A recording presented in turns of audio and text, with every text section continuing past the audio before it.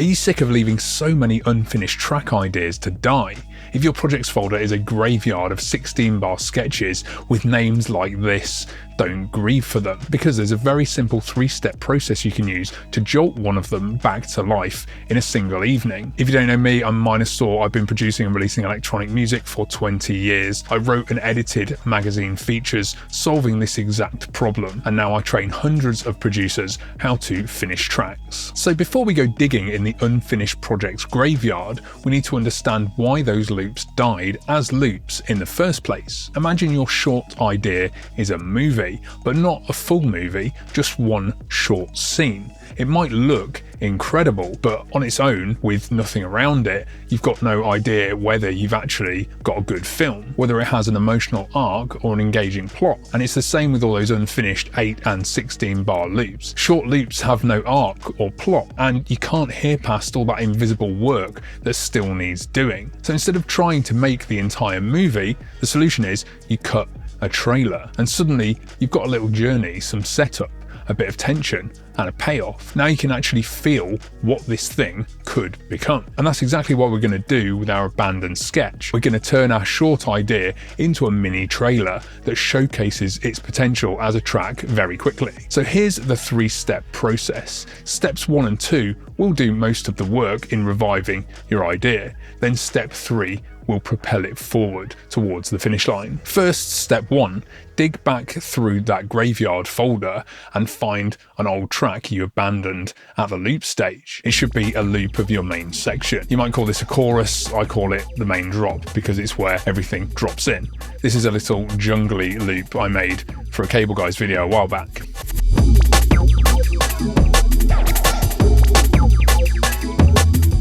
Now, bear in mind, I'll be showing you my specific choices for this specific idea. Your track will want different things. This is about the steps and the thinking behind them. So first, copy and paste the whole loop to the left, so there's a duplicate section sitting before your original one. Now what we want to do is make a short section that leads into the main section. Here I've removed the bass, then I've duplicated the break and made a cool pitched up copy, basically an affected intro version. This isn't a full intro because we haven't got enough context yet. This is just the immediate section before the main part of your loop. So let's call it the intro moment. And in no time at all, we've given the original loop some perspective, some framing. A sunny afternoon feels warmer and brighter after a chilly, cloudy morning, and your drop works the same way. It needs something before it to be measured against. So step 1 is to build backwards. Copy the drop earlier, strip it back, turn it into an intro moment. You'll probably find this new perspective makes your loop easier to judge. But the crucial step that will stop you from abandoning all those ideas is step 2. Right now we've got the intro moment into our drop. This example, it's okay, but it could be a lot better.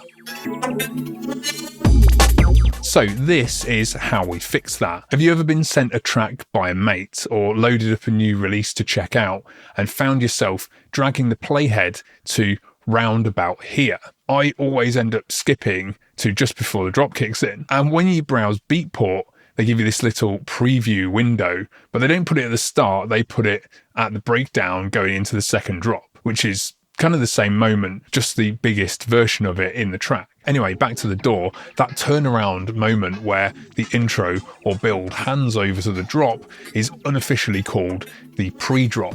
It's the first vital section of energy transfer, where a naked loop starts feeling like an actual record with a journey. And over the years, I started to notice, no matter how short the idea was, if I aim to nail this section early, the track immediately takes on an identity, like a window into where the idea could go, just like a trailer that makes you want to watch the full movie. So back to my example, I spent a decent chunk of time massaging this transition, doing whatever it took to help the intro moment hand over into the drop.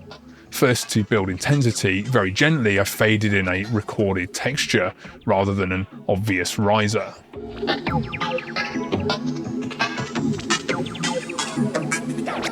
Then I focused on the final bar before the drop, so muting the break and moving the Rhodes note. It's about tidying the timing of the gap, so nothing is carrying over by accident and the whole thing feels deliberate. Then I automated reverb on the Rhodes, so it feels spacey in the intro and then slams in dry on the drop.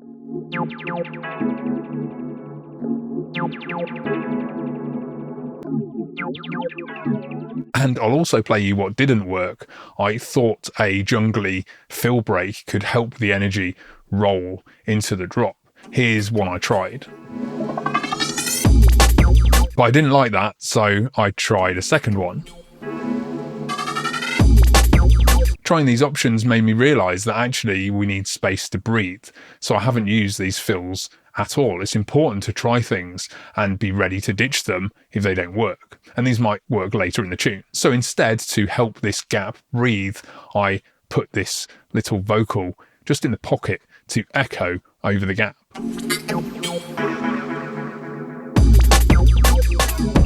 Here I automated EQ on the Rhodes and the 303 stab just before the drop. Automating shelves like this is a great way to massage the flow of energy without it being obvious. Oh, and I put some subtle analog noise on the downbeat, though I think it's overkill for this section because it masks the vocal echo. It's easy to overcook these moments when you're focused on them, but I still think this will come in useful later in the tune.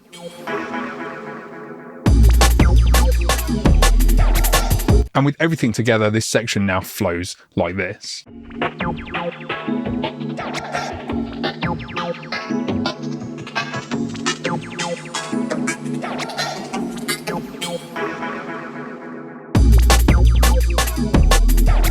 So nowadays I've got a rule, which is that I never leave a project without this section, the intro moment into pre-drop section into the drop, in decent shape. Even if I've only got 20 minutes left before I have to go and be a functioning adult, I'll make sure I get this section working as best I can. Sometimes it's simple, other times it takes effort: automation, volume fades, filter sweeps, subtle details, and a fair bit of swearing. So step 2 is to nail the arrival. Get that intro into pre-drop, into drop, flowing nicely, and the moment the drop lands will feel like a signpost of what's possible. It's where the identity of the track reveals itself. I know a lot of producers lay out broad sections first and then come back to massage transitions later. That's fine if you can hear past the boring arrangement, but in my experience, nailing this section, this one crucial section, early means that when you come back to your unfinished ideas, they have that journey baked in and you're more inspired to finish them. Now, reviving dead loops is one thing, but better still is building that potential in from the first sound right through to calling it done. That's my Loop to Track workout, the training program I use to finish 31 tracks in 1 year, and hundreds of producers are running it. Find out more at looptotrack.com or at the link below. Right, now to step 3. This is the bit where the track starts telling you what it wants. So far we've built backwards, but now it's time to push forwards. From here, play the whole idea, from the intro through the transition into the drop, but don't loop it over and over. Let it run into the silence and see what your brain fills in. Because it will fill something in. You'll hum something, or you'll get a feeling that the sounds want to change or say something different. Those little offers and clues appear, you just have to tune in and react to them. I can be specific and suggest concrete stuff to do, change your chords, switch up the drum pattern, automate a bunch of stuff. But all of that is functional. Feel the direction first and the techniques will follow. In this track, for some reason, I just started humming a lead over the top. So then I decided to play in the lead, and the notes reinforce the downward voice leading inside the chords.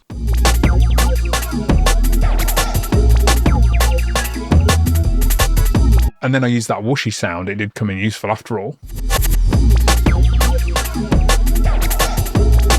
And because the intro and drop are built around the Rhodes and stabs, it felt like the next section needed to calm down and take those out. So I used one of those fill breaks that didn't work earlier. Then I switched to some weird jungle percussion and a new riff. And for some reason, I mixed in a phaser over the main break for a cheeky jungle feel.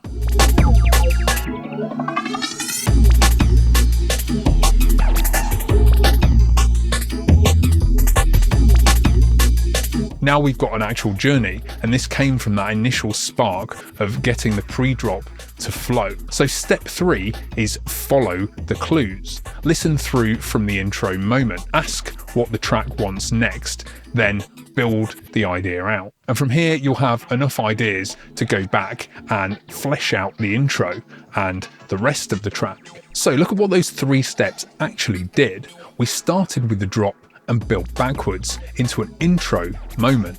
We nailed the arrival at the pre-drop, and then we followed the clues to push past where the loop used to end. And this doesn't just work for reviving dead loops. Use this system every time you start a new track, and you stop making dead loops in the first place because you'll cut the trailer as you go. And notice the shape we ended up with: an intro into a drop into more drop.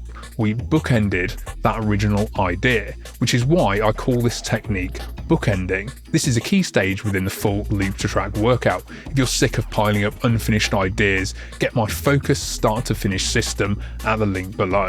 And one of the best ways to sharpen your skills is by learning from experience. So for my 20 years of arrangement advice condensed into one short video, go and watch this one next.